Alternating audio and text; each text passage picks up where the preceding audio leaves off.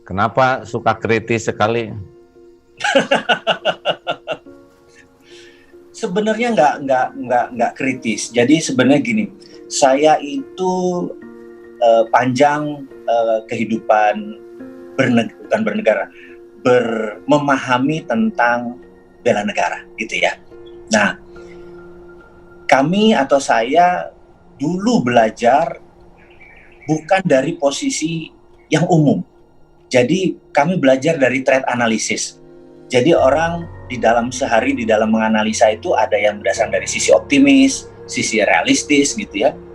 Orang seperti saya ini berangkat dari threat analysis, selalu lihat dari skenario terburuk.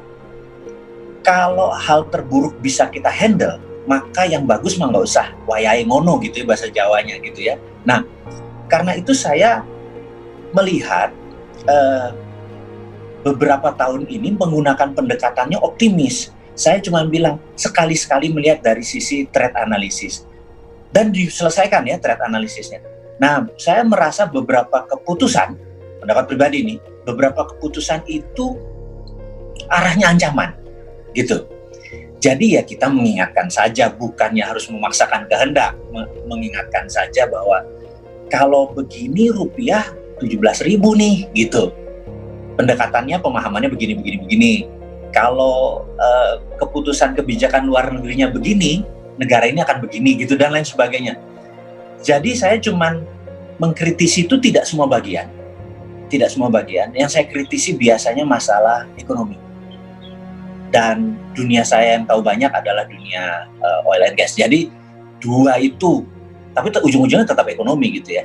Jadi punten, kadang-kadang saya malah pengen, ayo duduk, ini loh muscle knowledge-nya gitu ya. Ya. Itu tuh ada ilmunya gitu, menganalisa atau ilmu perasaan atau penerawangan atau apa gitu. Nggak ada. Jadi ilmu di dalam threat analysis itu selalu melihat adalah bagaimana tindakan itu membuat negara itu utuh. Jadi kita ingin negara kita NKRI ini utuh. Misalnya nih ya,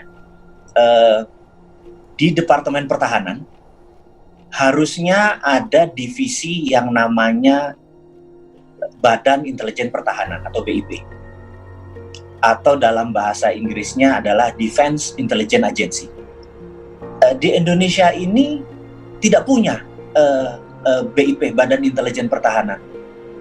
Berbeda dengan BAIS, di mana dia lebih ke militer, berbeda dengan BIN, di mana dia adalah tool untuk intelijen bernegara, tapi defense, pertahanan harusnya ada. Nah, usul-usulan seperti begini terkadang membuat kebijakan-kebijakan karena tidak ada pendekatan dari kacamata pertahanan.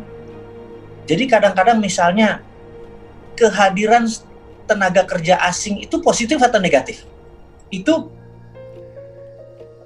menimbulkan polemik tanpa ada keputusan-keputusan strategik dari kacamata intelijen pertahanan.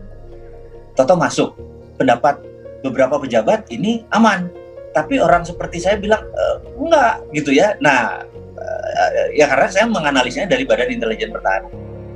Jadi sendi-sendi bernegara itu harusnya lengkap.